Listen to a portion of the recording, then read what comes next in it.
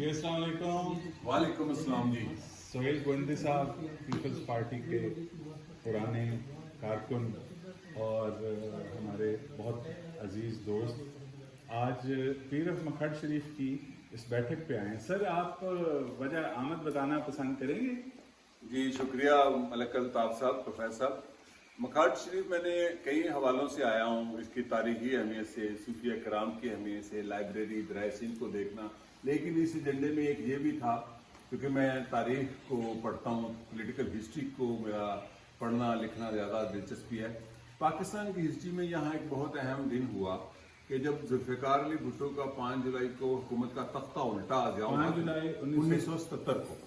اس کے بعد جب وہ مری سے رہا ہوئے تو سینٹرل ایگزیکٹو کمیٹی کی پیپلز پارٹی کی میٹنگ ہوئی. سر کوئی ایگزیکٹ ڈیٹ اندازہ؟ وہ مجھے اب ڈیٹ نہیں یاد، وہ میں کاغذوں میں لکھا ہے، میری کتاب میں بلکہ لکھا ہے میرا لہو میں. جولائی کا اینڈ تھا یا اگست کا سٹارٹ تھا. سر تو سینٹرل ایگزیکٹو کمیٹی میں ستمبر تھا، تو سینٹرل یا اگست تھا ستمبر نہیں ہو سکتا.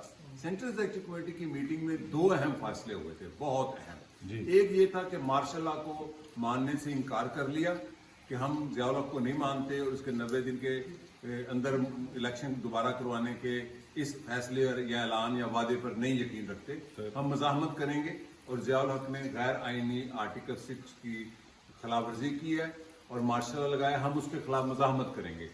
دوسرا ہم فیصلہ کیا کہ ذوالفقار علی بھٹو نے کہ اگر میں قید ہو جاتا ہوں، اور پھر کہا اگر میں قید ہو کے مارا دیا جاتا ہوں تو میرے بعد پارٹی کی چیئرمین شپ کون سنبھالے گا.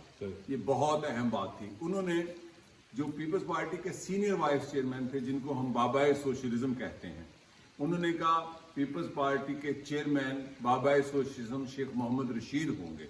اور پھر ان سے پوچھا گیا کہ اگر ان کے بعد وہ گرفتار ہو گئے تو پھر کون چیئرمین ہوں گے. تو انہوں نے کہا جن کو وہ نامزد کریں گے، یعنی نہ بیگم بھٹو نامزد کرے گی نہ بیجی بھٹو کا تو ابھی تعارف ہی نہیں تھا، یعنی کہ کوئی بیوی خاندان بیوی بچہ نہیں آگے سے نامزد کرے گا ان کو، جن کو بابا یعنی یہ ایک بہت بڑی بات بتا رہے ہیں سہیل گوندی صاحب. یہ تو ایک بڑی تاریخی بہت بڑی تاریخی حقیقت ہے کہ یعنی بھٹو صاحب جو تھے ان کا ایک پیور ڈیموکریٹک ویژن تھا.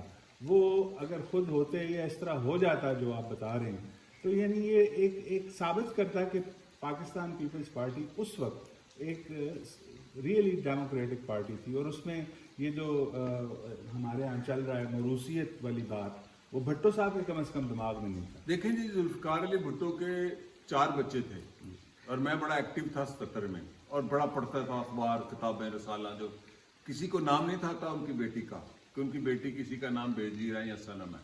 مرتضیٰ کا نام بھی نہیں تھا نہ شاہ نواز کا.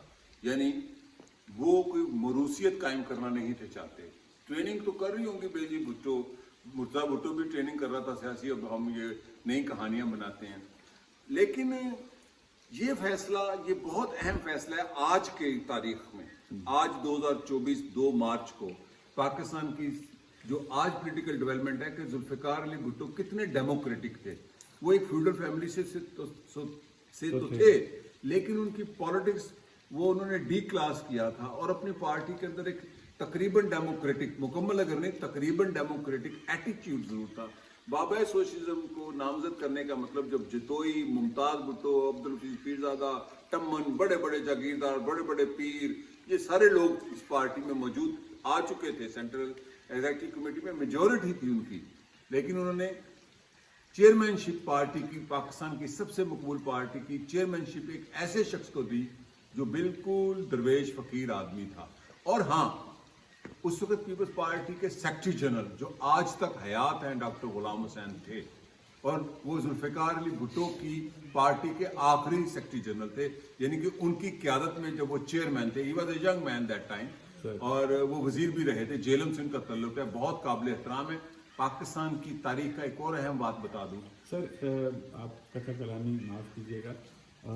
آپ نے کہا کہ میں اسی ریفرنس سے کہ ہم بات کر رہے تھے with reference to that historic moment کہ جب پاکستان پیپلز پارٹی کو دیوار سے لگا دیا گیا، بھٹو صاحب کا تختہ الٹ دیا گیا اور وہ یہاں پہ آئے، اور یہاں پہ آ کے سینٹرل ایگزیکٹو کمیٹی کا اجلاس بلایا. اور اس میں جو پہلا بڑا آپ نے کہا کہ جو انہوں نے نامینیٹ کیا بابائے سوشلزم کو، دوسرا سر کیا اہم جو دوسرا اہم تھا مزاحمت کا فیصلہ کیا تھا. مزاحمت کا فیصلہ. یعنی انہوں نے ضیاء الحق کے مارشل لا کو ایک آفیشیلی پارٹی کی کمیٹی کے تحت جو ریزولوشن محفوظ ہیں انہوں نے کہا ہم نہیں مانتے ضیاء الحق کو, ہم 90 دن فوراً الیکشن کروائے جائیں, 90 دن بھی یعنی ایک سٹینڈ لیا اور یعنی کھڑے ہو گئے. کھڑے ہو گئے. میں آج آپ کو ایک راز کی بات بتا دوں.